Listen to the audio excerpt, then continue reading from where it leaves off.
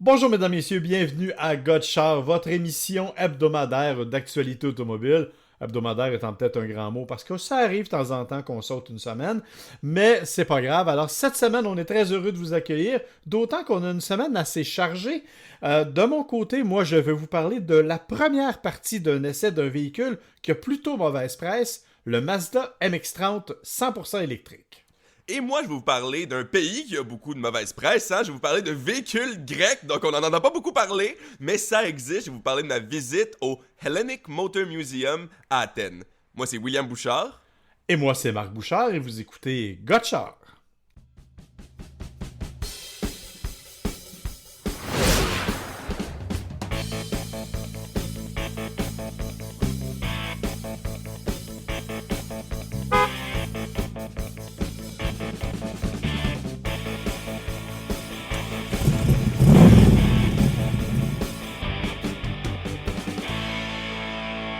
Alors oui, William, tu vas nous reparler un peu de ton voyage en Grèce et j'avoue que tu m'as fait découvrir des choses que je ne savais pas la semaine dernière au niveau de la technologie. Puis je pense que tu vas m'en faire découvrir d'autres cette semaine au niveau des modèles de voitures. Mais en attendant, on va parler plutôt de quelque chose qu'on connaît mieux chez nous maintenant, ce sont les véhicules électriques. Euh, Sauf que les véhicules électriques ne sont pas tous nés égaux, tu le sais. Il y en a qui ont de l'autonomie plus que d'autres, il y en a qui ont de l'espace plus que d'autres. Moi, j'ai l'occasion d'essayer pendant quelques semaines le Mazda MX-30 complètement électrique. Il est, à mon avis, un des véhicules que je trouve les plus jolis sur la route. Au niveau des véhicules électriques, surtout du côté de Mazda, parce qu'on a conservé l'élément de design, le design Kodo, Ouais, je pense que c'est ça, oui. ce qui veut dire l'arme du mouvement, selon ce qu'on nous a appris. Tu pourrais me corriger? Ouais, ça a du sens. Alors bon, donc le design Kodo, c'est vraiment la forme de la philosophie de design que Mazda a adoptée et on l'a conservé du côté du MX-30, mais on a maximisé certains éléments. Par exemple, on a étiré le capot un peu vers l'avant. Évidemment, on n'a pas besoin d'une calandre avec une grille traditionnelle parce qu'on n'a pas besoin de l'aération traditionnelle comme on a pour les moteurs à essence. Donc ça nous permet d'avoir un design plus profilé à l'avant. C'est vraiment joli. La ligne arrière, elle est un peu coupée, pas complètement VUS, donc ça aussi c'est intéressant. Et on a les fameuses portes suicides. Bon, les portes suicides, là, si vous ne savez pas ce que c'est les portes qui s'ouvrent à l'envers, les portes antagonistes. Je trouve que ça donne un look absolument fabuleux. Mais du côté pratique, c'est à peu près aussi pratique qu'une tape sur le nez. Euh, Mais ben, écoute, faut quand même nuancer un peu ton propos, là. C'est pratique, c'est pas pratique pour ton mode de vie. c'est pas pratique tout court parce que si tu veux utiliser les sièges arrière, tu dois obligatoirement ouvrir la portière avant. Ça veut dire que peu importe ce qui se passe, tu as des passagers en arrière, ils veulent débarquer, faut que toi tu détaches, que tu ouvres ta porte, qu'eux ouvrent leur porte. Ça, c'est une première chose. Deuxièmement, je te mets au défi d'essayer de faire ça discrètement dans un stationnement de centre d'achat. Ouais, là, je peux comprendre. Fait, t'es obligé d'ouvrir complètement les portières, donc tu as littéralement besoin de deux espaces de stationnement pour être capable de maximiser l'usage des places arrière. Donc, du point de vue pratique, c'est pas ce qu'il y a de plus élégant. Par contre, au niveau du look, c'est vraiment super beau. Autre élément aussi, tu serais profondément malheureux assis sur le siège arrière. Tu aurais probablement les genoux dans le front parce qu'il n'y a pas beaucoup d'espace, honnêtement. Et avec la grandeur de jambes que tu as, tu serais vraiment pas à l'aise. Même quand moi je suis assis en avant et je suis pas très grand, il n'y a pas beaucoup d'espace à l'arrière. Ceci étant dit, le look intérieur est cependant extrêmement bien réussi. On a fait un beau travail. On est allé chercher des éléments, évidemment des matériaux recyclés pas mal, et on a utilisé un matériau que je n'avais jamais vu dans un habitacle de voiture, c'est du liège. Donc, la partie centrale, toute la console centrale et l'espace de rangement qu'on a mis en dessous, qui est assez grand d'ailleurs, est recouvert de liège. L'idée de ça, c'est que Mazda, dans ses débuts, était un fabricant de bouchons de liège. Donc, on a voulu faire un petit rappel un peu nostalgique au début de la compagnie et on nous a proposé ce genre de finition-là. Et honnêtement, c'est super beau. Super beau aussi au niveau des matériaux intérieurs. On a fait des mariages de couleurs. C'est particulier au premier coup d'œil, mais on s'y habitue rapidement et honnêtement, je trouve ça absolument magnifique. Pour le reste, bon, le système multimédia, c'est le traditionnel de Mazda, avec la molette de contrôle, avec tout ce qui vient avec, le grand écran et tout. On n'est pas dans quelque chose de très innovateur de ce point de vue-là, mais on est quand même dans quelque chose de bien fait et de moderne. Là, jusque-là, honnêtement, ça va plutôt bien. Même l'espace de chargement arrière est facile d'accès. Tu sais, il n'y a pas trop de problèmes là-dessus. Là où ça se gâche, c'est au niveau de la motorisation et de l'autonomie. Motorisation, écoute, moteur électrique, il n'y a pas de traction intégrale qui est disponible sur aucun des modèles de la Mazda MX-30. Donc, évidemment, ça limite un peu les conditions. C'est une seule traction. D'autre part, il y a une batterie de 35,5 kWh. Ça veut dire que ton autonomie maximale, quand il fait beau avec le vent dans le dos, c'est 161 km. Ça, c'est un peu triste. C'est effectivement un peu triste. Bon, on peut déjà dire que l'année prochaine, ça va en partie se corriger, puisque Mazda a déjà confirmé qu'on offrirait une version, disons, électrique branchable, c'est-à-dire qu'on va ajouter à ce système-là un moteur rotatif qui va agir comme une génératrice, donc qui va permettre d'augmenter l'autonomie d'autant. C'est évidemment une bonne nouvelle, mais en attendant, 160 km, c'est pas beaucoup, d'autant que pour être tout à fait franc avec toi, l'affichage ne me l'a jamais montré. Bon, je l'ai branché, je l'ai monté jusqu'à 100%, et chaque fois, le plus que j'ai vu jusqu'à maintenant, c'est 141 km. Ok, ouais, c'est encore plus triste, ça. Ouais, mais 141 km, imagine au moment où il fait 25 degrés dehors. Donc, quand il fait moins 20, vraisemblablement, ça va descendre à 90 ou 95 km tout au plus. Donc, c'est vraiment pas beaucoup.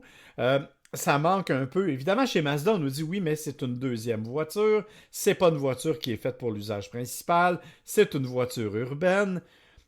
Je suis bien prêt à faire confiance aux gens de Mazda, mais quand on vend un véhicule comme celui que j'ai à l'essai, 47 150 $, ben, C'est une deuxième voiture pour un certain type de gens, mais pas pour le budget moyen, peut-être. exactement, c'est ça le problème. Alors évidemment, ça pose un premier problème.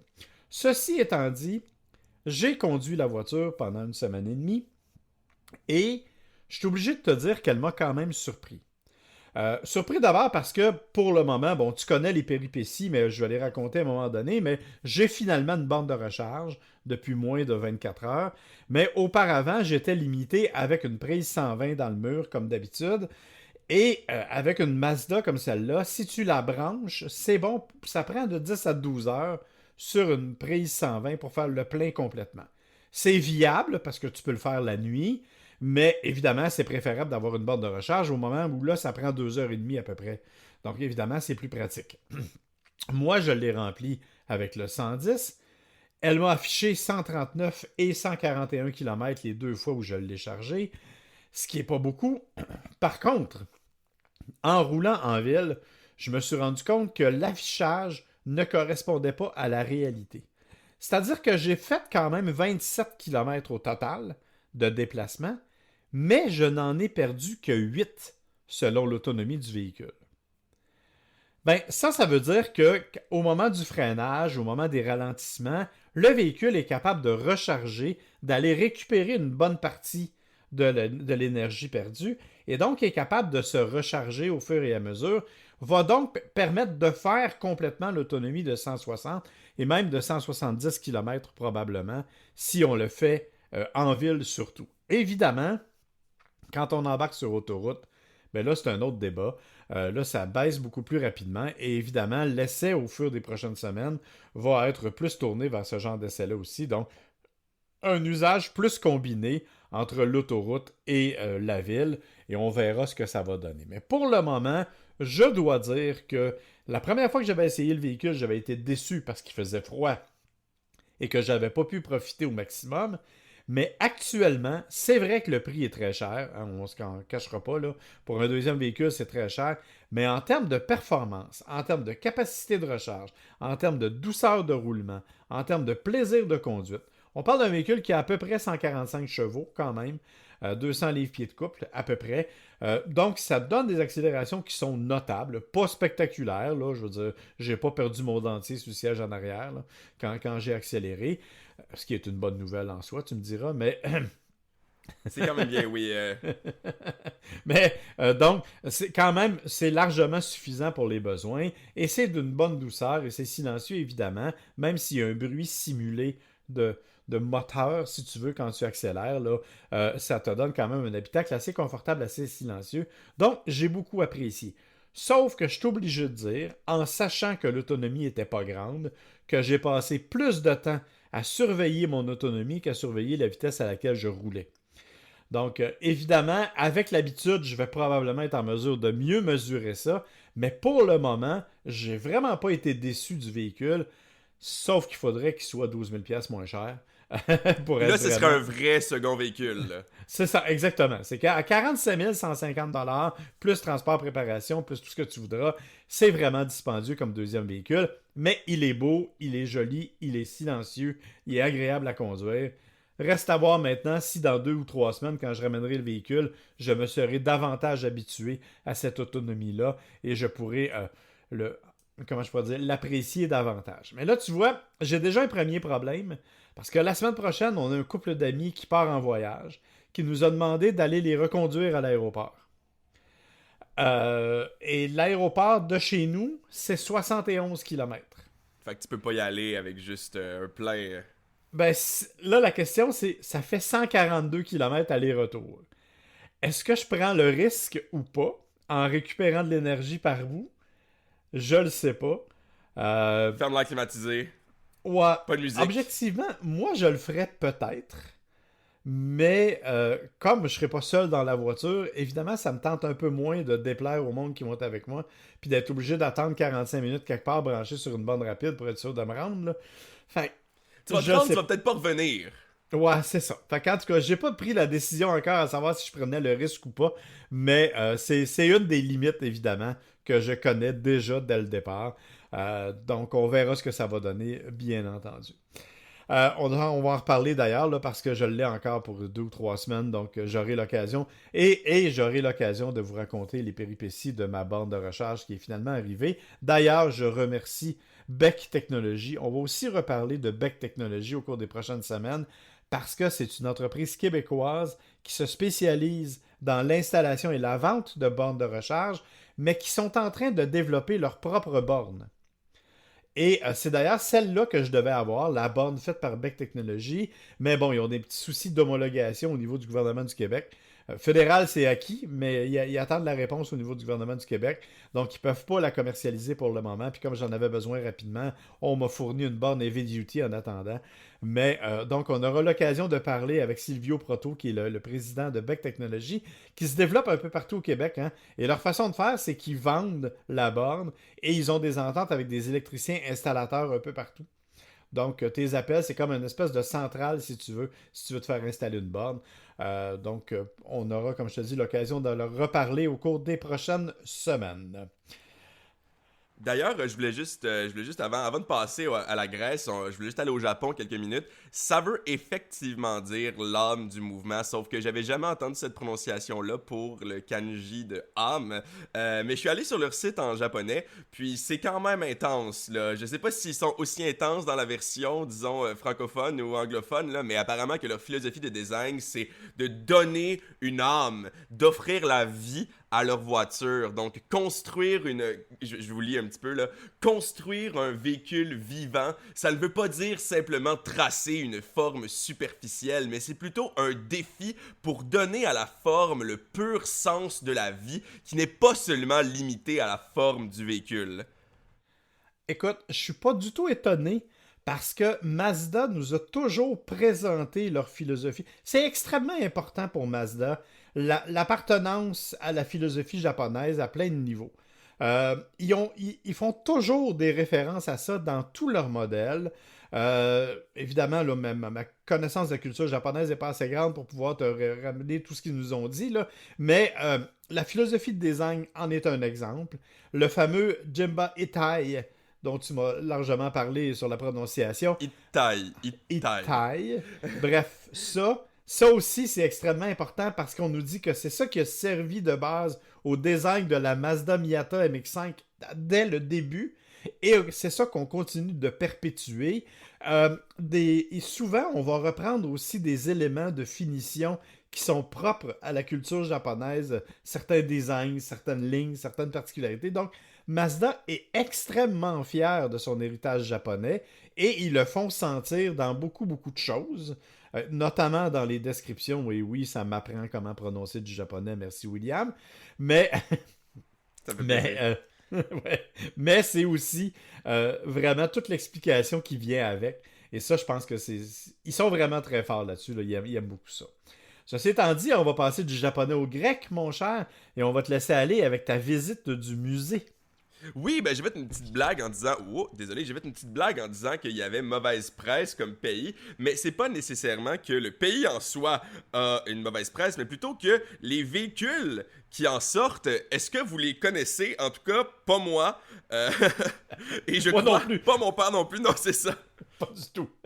Je savais même pas, en fait, que les Grecs avaient conçu des véhicules d'aucune nature, et c'est toi qui me l'as appris quand t'es revenu. Mais en fait, quand tu m'as donné le catalogue du musée en cadeau, que je lis religieusement d'ailleurs. Ah oui, en grec, j'en suis persuadé. Bien sûr.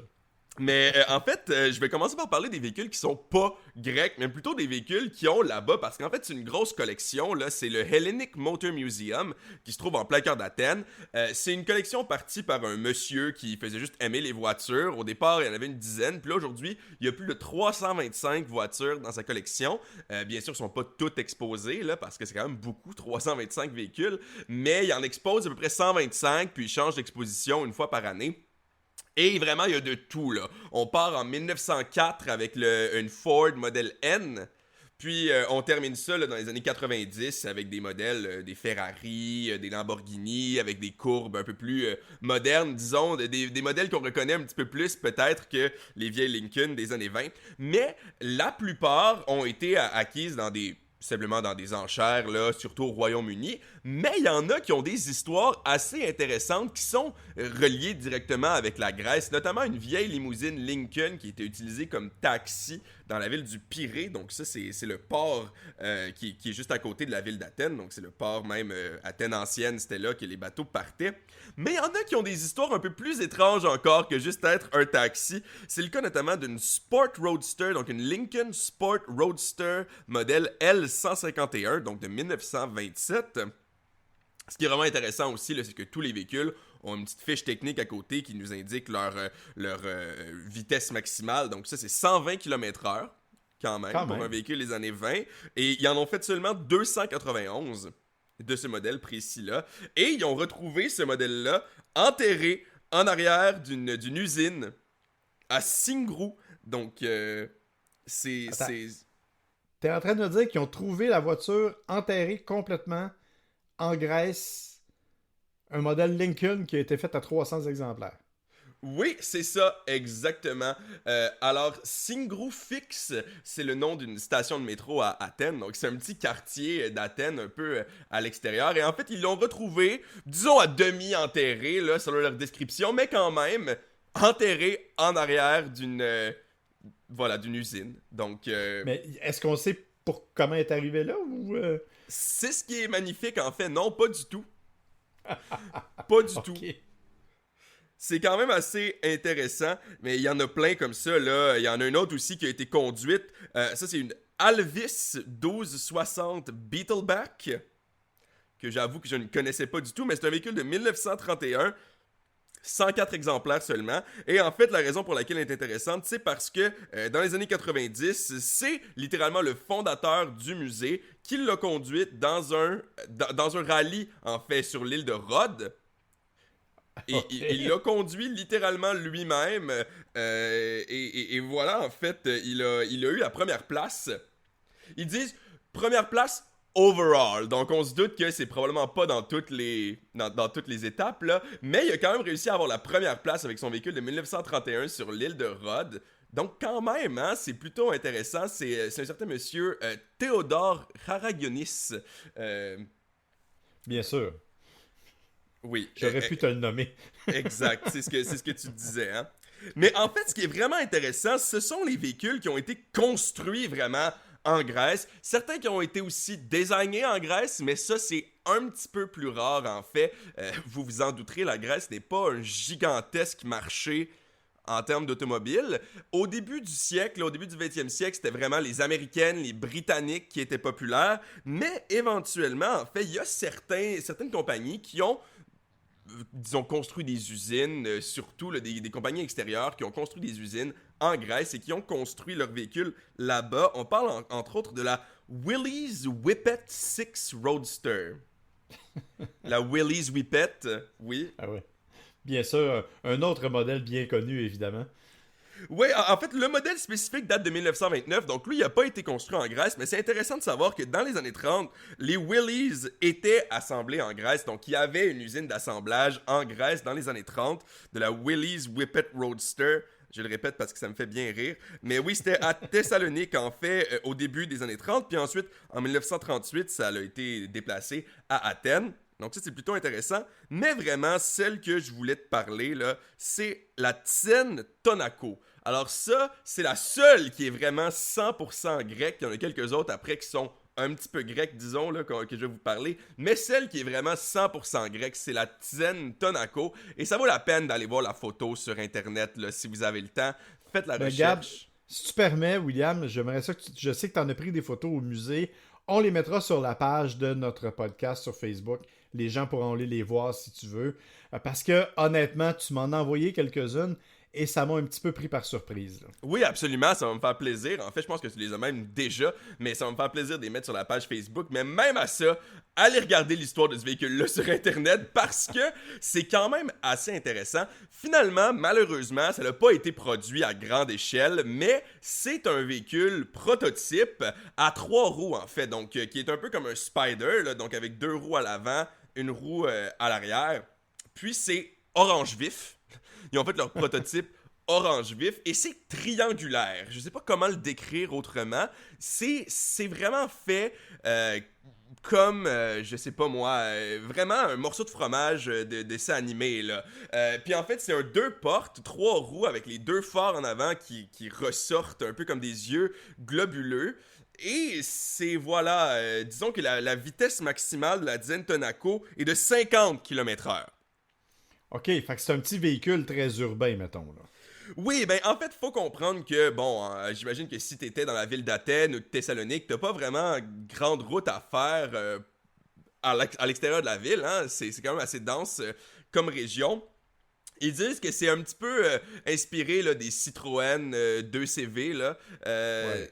Donc ça, c'est un classique, hein? Mais c'est un petit peu... on peut le comparer à ça en termes de proportion, en termes de puissance. Mais ouais, en fait, c'est ça. La seule chose qui n'était pas faite en Grèce, c'est le moteur en tant que tel, qui lui était fait donc en Allemagne de l'Ouest. Voilà, l'Allemagne de l'Ouest. Et c'est la seule chose qui n'était pas faite en Grèce, parce que sinon...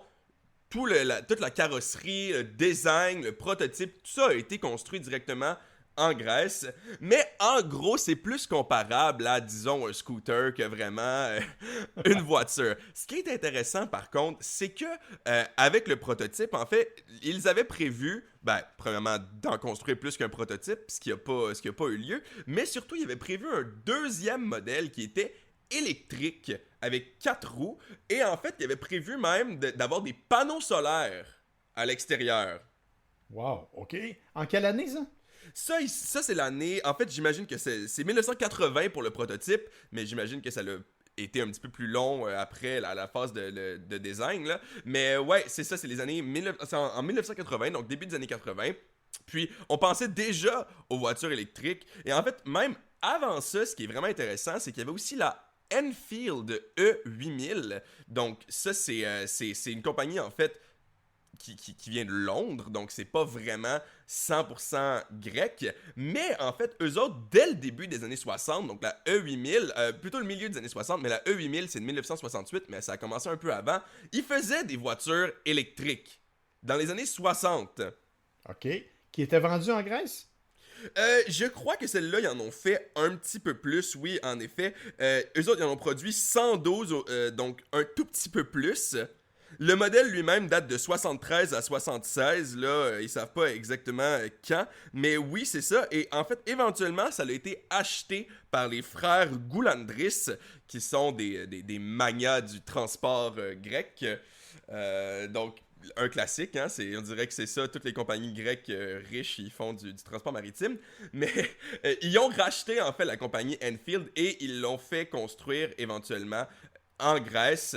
Donc voilà, en fait, c'est quand même intéressant. Il n'y a pas beaucoup plus d'informations malheureusement sur le véhicule. On parle de 110 à 130 km d'autonomie, ce qui est plutôt comparable à la Mazda.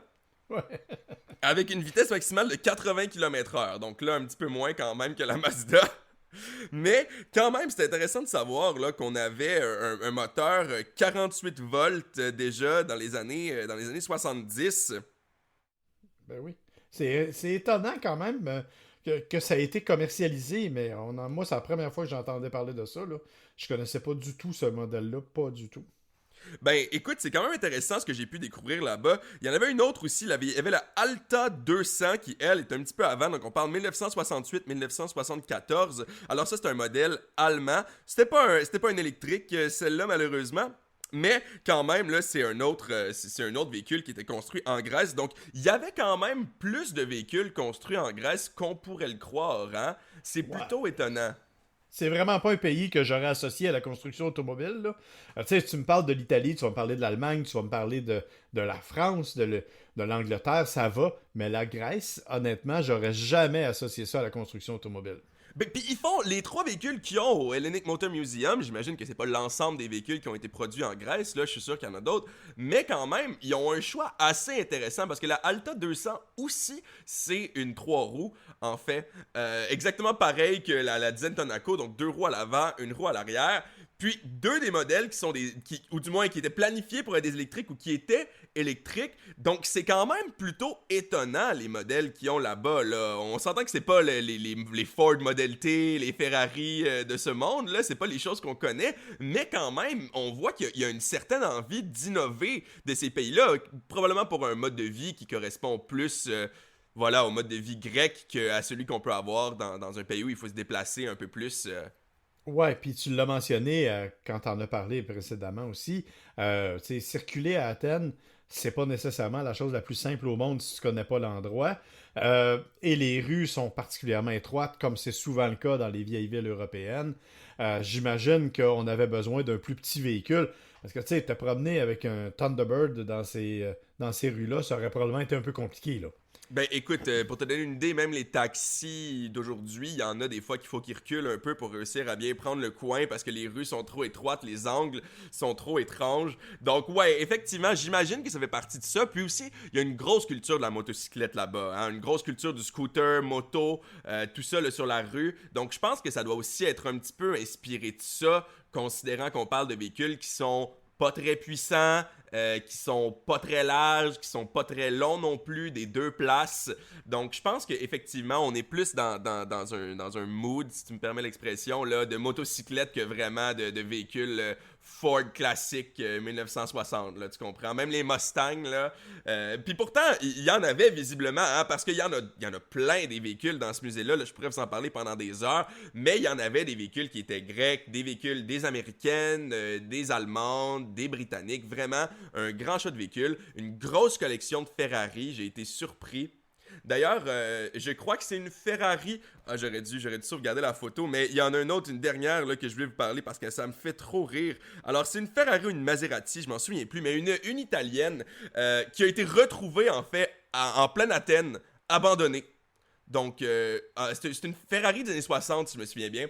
Puis, ils l'ont retrouvée à Athènes avec une plaque italienne, abandonnée. Là, La voiture était là. sur la rue. Puis éventuellement, c'est ça, le musée l'a acheté, j'imagine, une espèce d'enchère publique, là. Puis ils l'ont reconstruit, ils l'ont tout remodelé, parce que c'est ça qui est fantastique, en fait, là, au musée, vraiment, tous les véhicules sont dans un état absolument fantastique, là. La reconstruction qui a été faite là-dessus, c'est vraiment magnifique. J'ai été très surpris de voir ça. Même les plus vieilles, là, même les 1900 quelque chose, sont toutes brillante, parfaite, carrosserie parfaite. Donc ils l'ont refait en fait au complet, les véhicules abandonnés qu'ils ont retrouvés en pleine rue à Athènes. Et voilà, maintenant elle est exposée au musée. En tout cas, si jamais vous voyez une Ferrari abandonnée quelque part, faites-moi le savoir. Ouais, on la reconstruira. On s'organisera nous-mêmes. Non, mais écoute, je trouve ça vraiment impressionnant, vraiment fascinant de voir la culture différente à l'égard de l'automobile. C'est toujours intéressant. Les musées, c'est toujours le fun à visiter. Là. Il y a toujours des affaires incroyables. Mais de voir à ce point la différence de culture, ça vaut vraiment la peine. Et je le répète, vous irez voir sur la page Facebook de Ça roule radio Gotchard. Vous allez voir, on va mettre quelques photos, là, histoire de vous donner un peu de ce qui s'est vu là-bas. Puis la dizaine Tonneau, c'est la dernière chose que je vais dire, mais elle fait 1,2 chevaux. Oh! C'est une bombe, ça. Ouais. 1,2. Faut pas oublier le point 2, là. Non, ben quand t'en as 1,2, c'est quand même significatif. C'est quand même une augmentation de 20%, là, oui. Ben écoute, merci Will, merci de cette découverte-là. Si tu permets, en terminant, on va juste faire un petit tour rapide de l'industrie parce qu'il y a des nouveautés, en fait, qui arrivent cette semaine et qui vont arriver au cours des prochains jours, probablement du côté de chez Hyundai. Hyundai, on nous a présenté la semaine dernière la Ioniq 6, qui est une version beaucoup plus stylée, bon, on aime ou on n'aime pas, là, mais beaucoup plus stylée de sa Ioniq 5 électrique.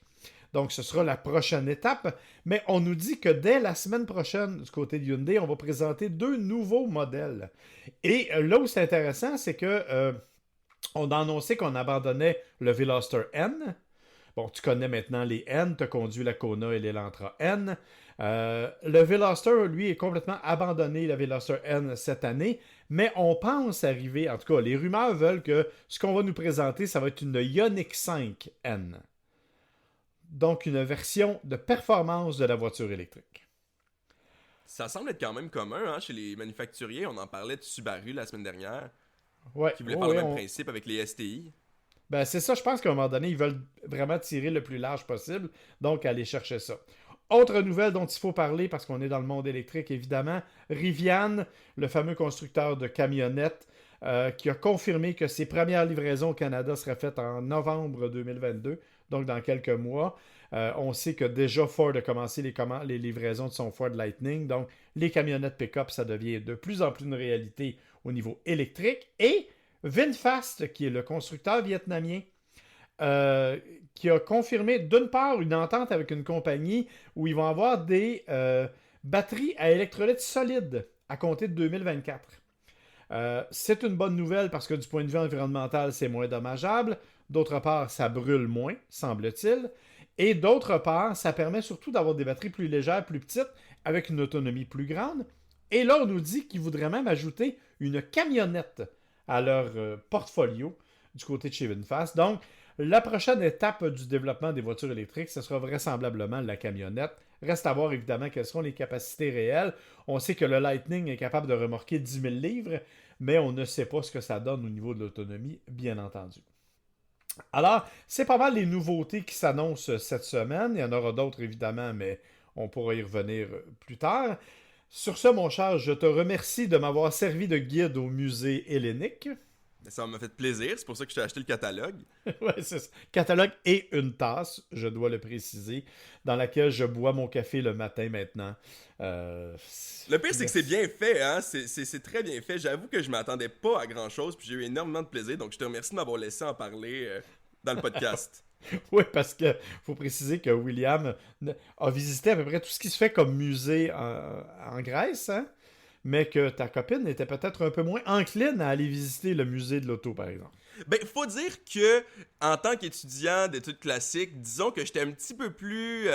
j'avais un peu plus hâte d'aller voir, disons, le musée de l'Acropole, le musée national d'archéologie, que le musée hellénique des voitures. Je me suis dit, ça va faire un bon sujet de podcast, là, je vais payer quelques euros, je vais y aller. Puis finalement, je suis sorti de là, j'ai appelé mon père, j'ai dit, papa, j'ai eu tellement de plaisir, là, finalement. Puis ma blonde aussi a eu beaucoup de plaisir, étonnamment. Elle a même reconnu des voitures que moi-même, j'avais pas reconnues.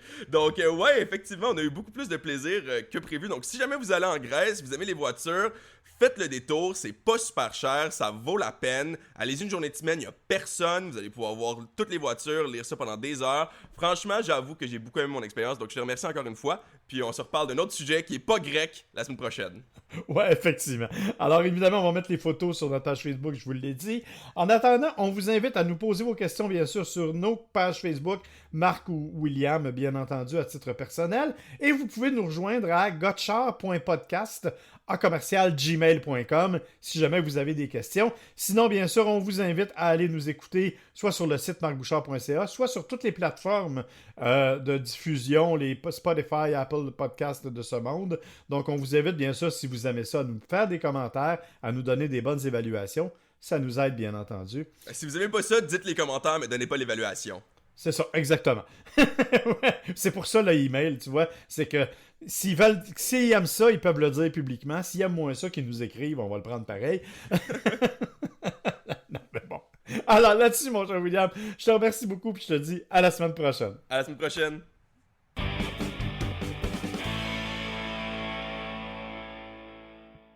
Gotchard est une production de l'agence MWA Bouchard, à l'animation Marc et William Bouchard, au montage sonore Audrey Denomé et pour la musique thème Kevin MacLeod.